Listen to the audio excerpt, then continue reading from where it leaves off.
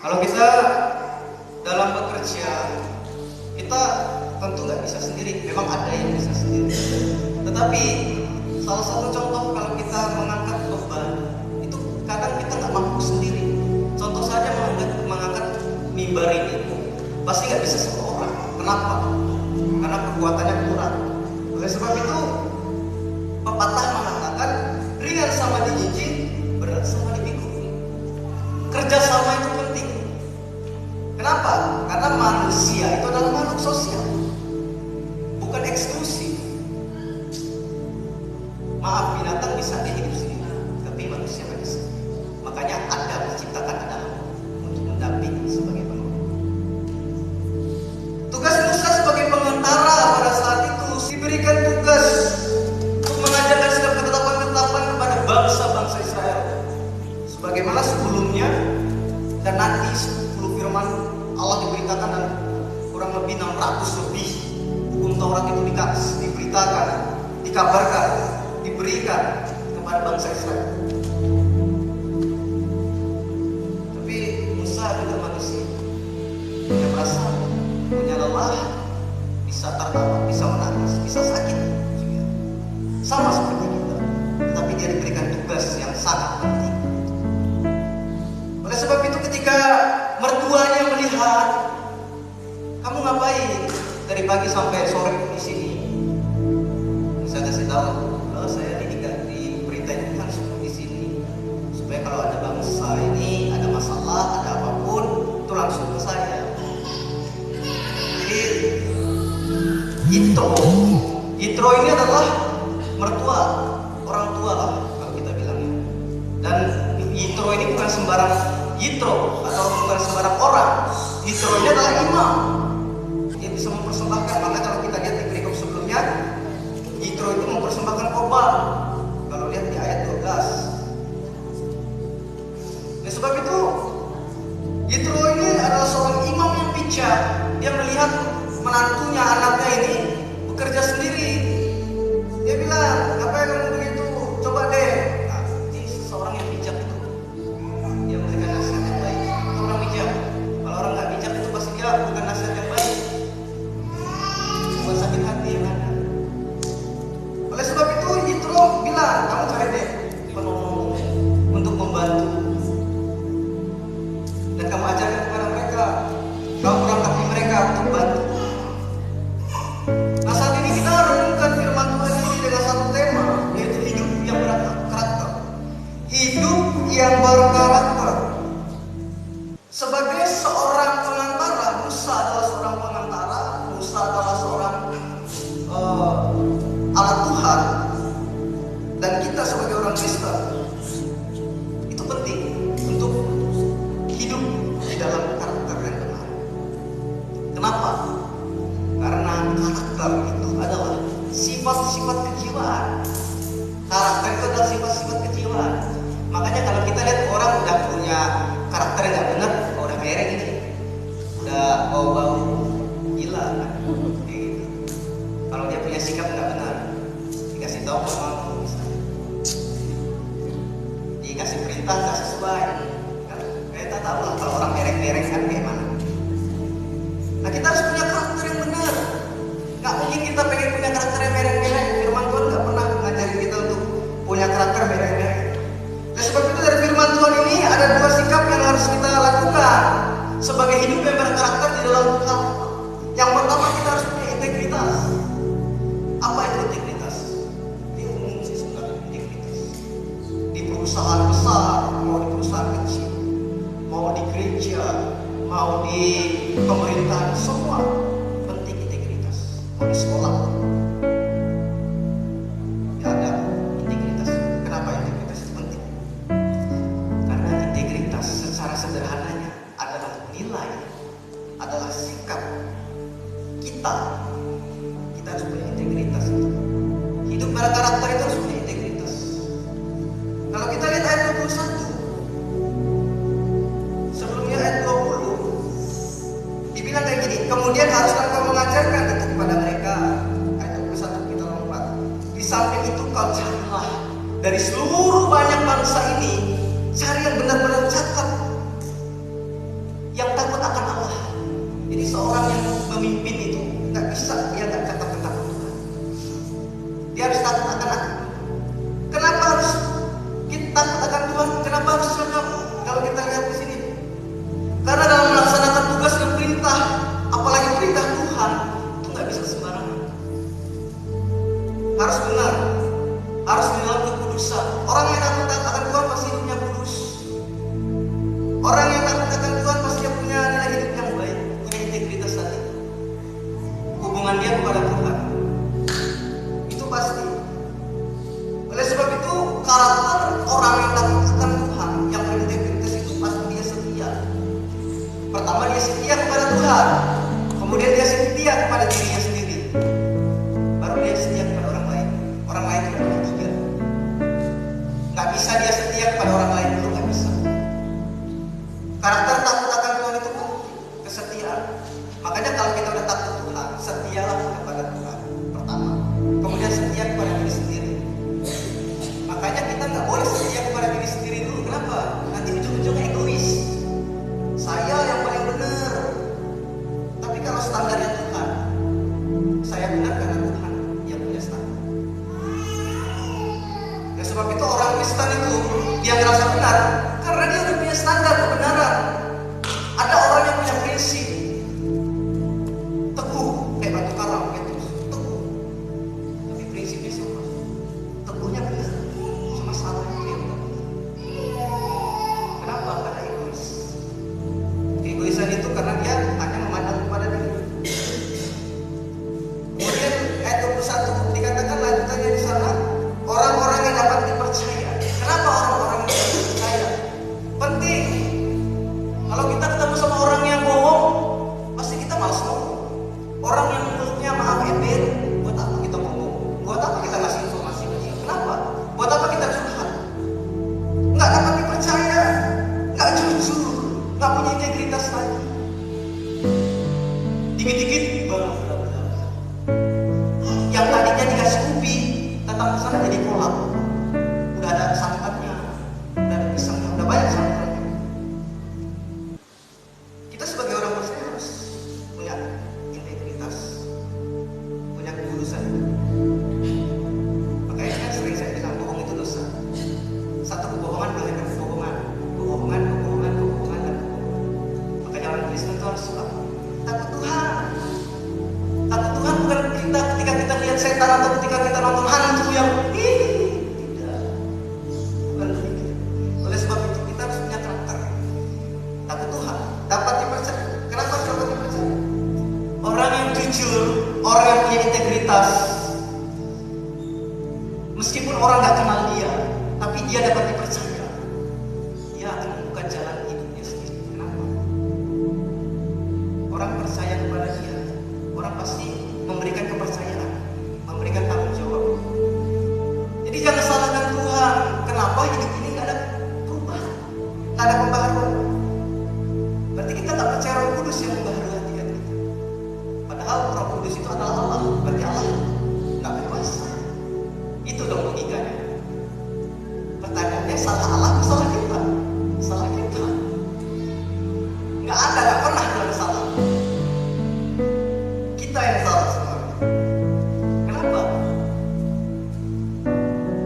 Ya nggak takut Tuhan, nggak jaga Roh Kudus, nggak dapat dipercaya, tukang bohong, suka ngomong yang nggak benar. Salah siapa? Salah kita. Ada satu cerita seorang anak. Dia anak kampung di pedalaman. Kampungnya itu susah banget. Motor, kendaraan motor itu tanpa distanter dia bisa berdiri. Kenapa? Karena liciknya lumpurnya itu dalam banget. Mobil kalau udah masuk nggak bisa keluar. Ya udah, jadi di situ langsung murid. Nggak ada listrik, nggak ada sinyal di kampung. Nah seorang anak ini dia udah selesai dan mau melanjutkan ke perguruan tinggi. Seorang anak ini, tapi kan perguruan tinggi nggak ada di kampung. Tentu kalau sekolah kuliah itu nggak mungkin dari kampung. Tadi kalau kuliah online itu nggak bisa karena nggak ada sinyal. Dia harus pergi ke kota. Nah di kota ini ada saudaranya, saudara bapaknya, adik dari bapak.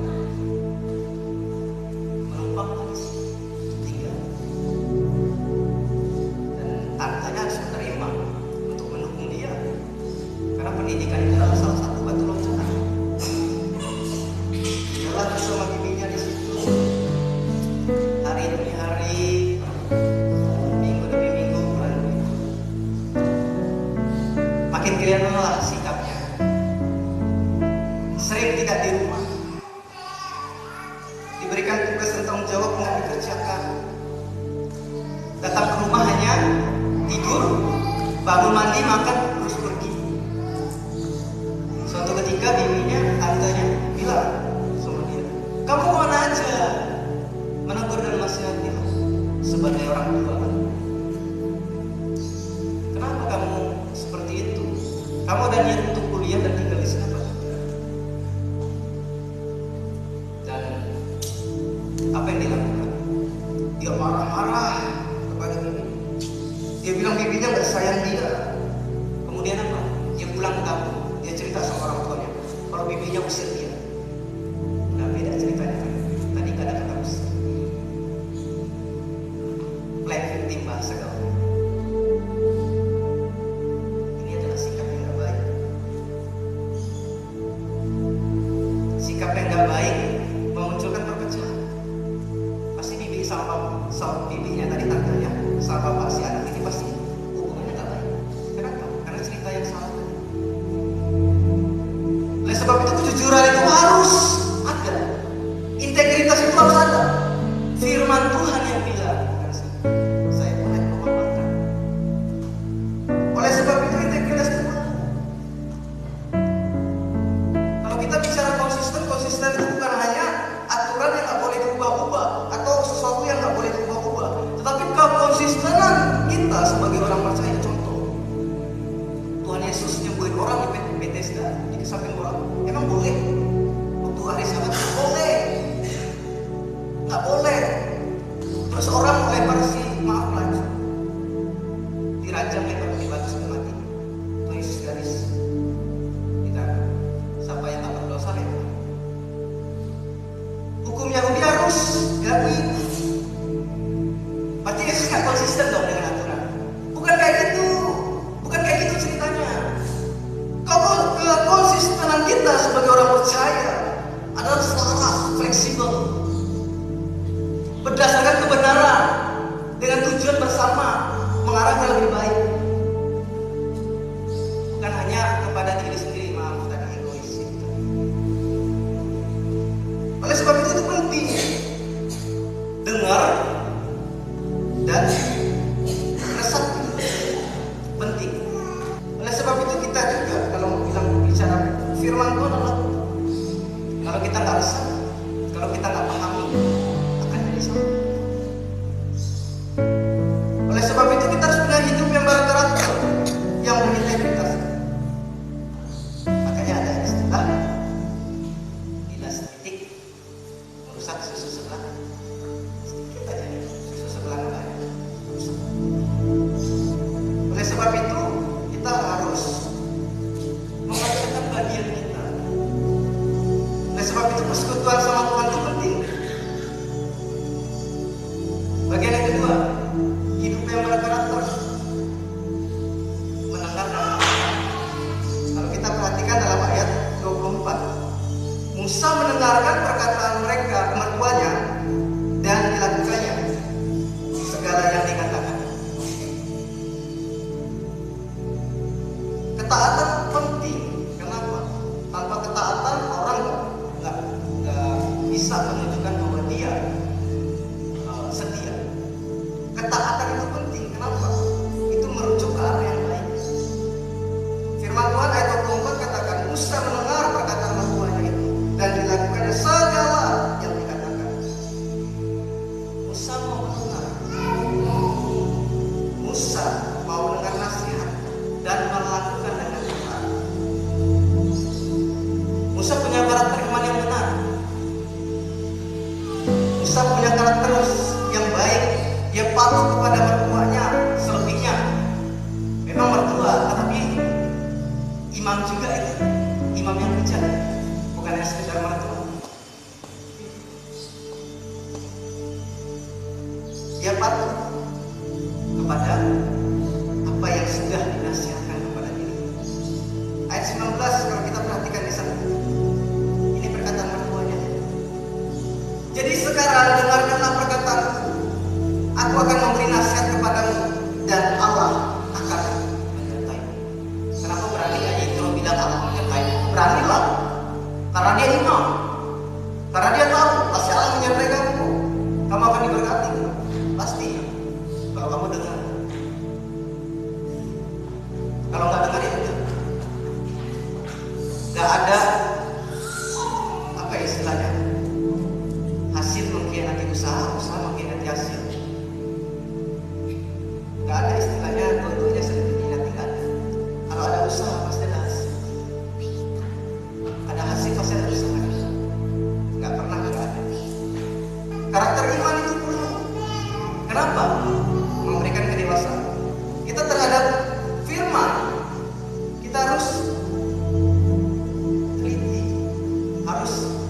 pahami dengan baik. Kedewasaan itu tidak diukur dari usia, tapi kedewasaan itu diukur dari karakter diri. Sebab itu kedewasaan penting. Nah, hidup di zona nyaman terus dapat kita apa? Ingat, Abraham sebelum menjadi Abraham, dia bukan orang percaya, tapi Tuhan suruh pergi dari kampung halamannya, disuruh pergi dari keluarganya, meninggalkan semuanya. Dia mau pergi ke Tuhan. Kita mau dikenal orang, kita di kandang terus, kita harus keluar. Supaya apa? Kita punya pengalaman. Makanya ada istilah main kurang jauh, buka pikiran maksudnya, bukan main jauh-jauh.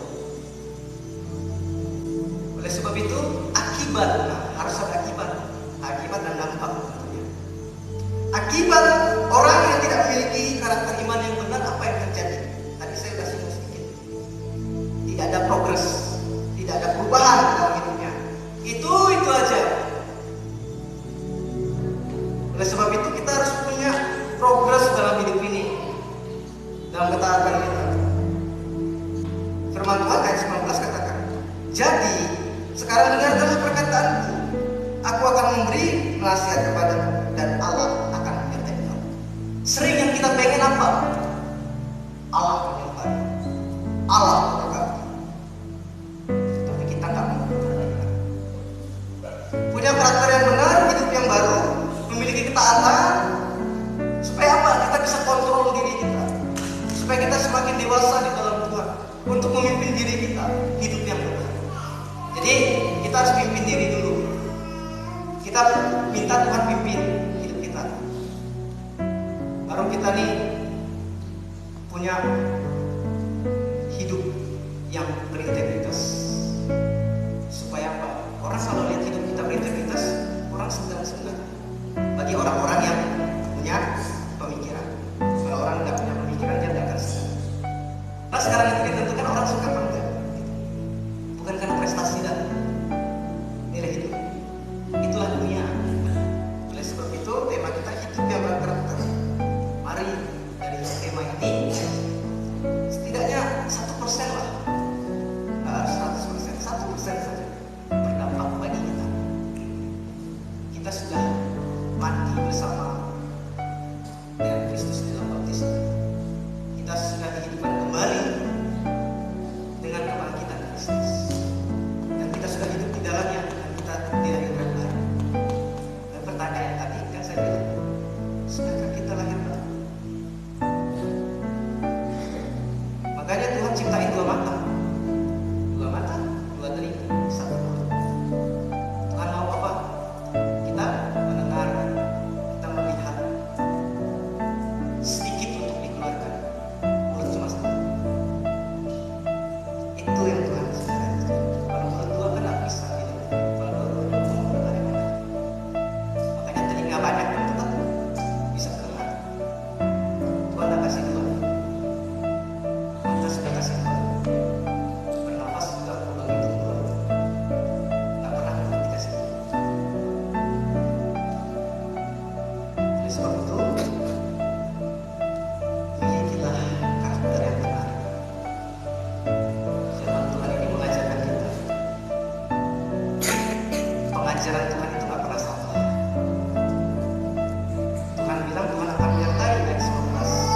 Asalkan kita mendengar kasih, melakukan. Musa sudah lakukan. Musa sampai akhir ayat ini. Dalam hidup ini bukan hanya sebuah perjuangan, tapi hidup ini adalah suatu kompetisi. Seseorang mengatakan hidup ini adalah perjuangan, bukan pertandingan. Siapa bilang? Hidup ini adalah perjuangan dan kompetisi. Tanpa kompetisi, tanpa pertandingan, siapa yang mau berjuang? Kalau hanya berjuang untuk apa? Orang akan malas berjuang kalau tak ada tujuan. Oleh sebab itu pertandingan itu di dalamnya pasti ada tujuan. Bertandinglah dalam pertandingan itu, supaya kita menang bersama Tuhan. Kita semua pengen menang, pengen berkat, pengen disertai.